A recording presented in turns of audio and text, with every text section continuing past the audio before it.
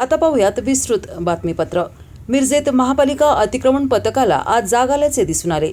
शहरातील मिशन चौक, भाऊराव चौक, सिव्हिल चौक परिसरातील अनधिकृत गाडे, खोके आणि अतिक्रमणे महापालिकेच्या अतिक्रमण निर्मूलन पथकानं हटवली आहेत। तसेच छत्रपती शिवाजी महाराज रस्त्यावरील किरकोळ अतिक्रमणे हटवण्यात आली। यावेळी अतिक्रमण काढताना वादावादीचा प्रकार घडला।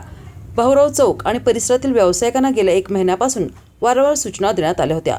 दिलेल्या जागेच्या मर्यादेतच व्यवसाय करावा, रस्त्यावर आणि पदपथावर वाहनांचे पार्किंग किंवा स्टॉल्स लावू नयेत अशा सूचना देण्यात आल्या होत्या।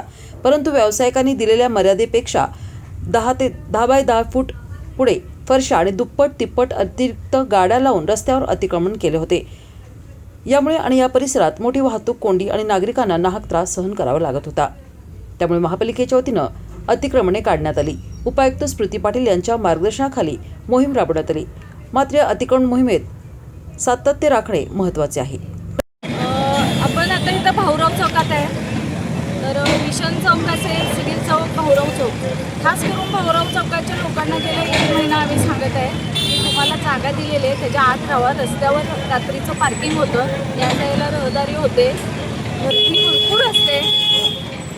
एक अनधिकृत खाऊ गल्लीसारखं आहे। आम्हाला काय, आम्ही इंटिमेशन ऑलरेडी दिलेलं आहे, 1 नाही 4 वेळा 5 वेळा दिले मी तर। आणि अनधिकृत फरशा एवढ्या 10 फूट फरशा पुढं घेतलेल्या आहेत, त्याच्यासमोर ते गाड्या लावतात, त्याच्यासमोर पार्किंग असतं आणि त्याच्या रस्त्यावर सगळे लोक असतात। त्यामुळं खूपच इथं ट्रॅफिक कंजेशन तर होतंच आणि विनाकारण गर्दी होते। एक नियमाप्रमाणे नियम घालून दिले त्याप्रमाणे लावला। तुमचे जे खोके आहेत त्याच्यासमोर खोक्याचे दुप्पट तिप्पट सगळे प्रकारच्या गाड्या लावलेल्या आहेत आणि हे सांगून सुद्धा ऐकलेले नाही आहे। अजूनही विनंती आहे आमची की जे काय तुमचे आखून दिलेले आहे त्या मर्यादेत तुम्ही तुमचं बिझनेस करा, रस्त्यावर करू नये। मिशन चौक आहे, भाऊराव चौक आहे, आता सिव्हिल चौकात असंच जाणार आहे।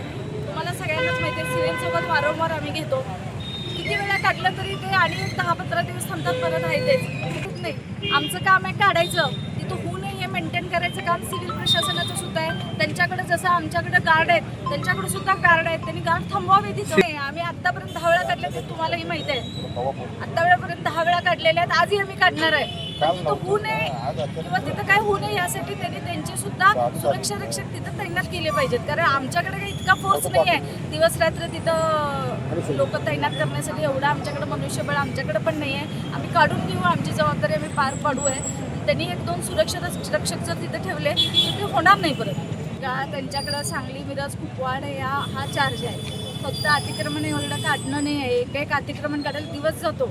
अनधिकृत बांधकामं असतात, अनेक वेगवेगळ्या प्रकारच्या ज्या तक्रारी महानगरपालिकेमध्ये येतात ते पर्सनली जाऊन त्याची उत्तरं घ्यावं लागतात, स्पॉट व्हिजिट करायला लागतात। आणि आमच्याकडे जर काही कर्मचारी स्टाफ काही जास्त नाही, 7 ते 9 एवढेच कर्मचारी, एवढ्यावर आम्ही पूर्ण सांगली, मिरज, कुपवाडच्या अतिक्रमण काढण्याची मोहिमा घेतो। त्यामुळे तेवढं थोडंसं होत असतं त्यांचं, पण महत्त्वाच्या ज्या वेळेला इथं मोहिमा असतात त्यावेळेला असतात ते।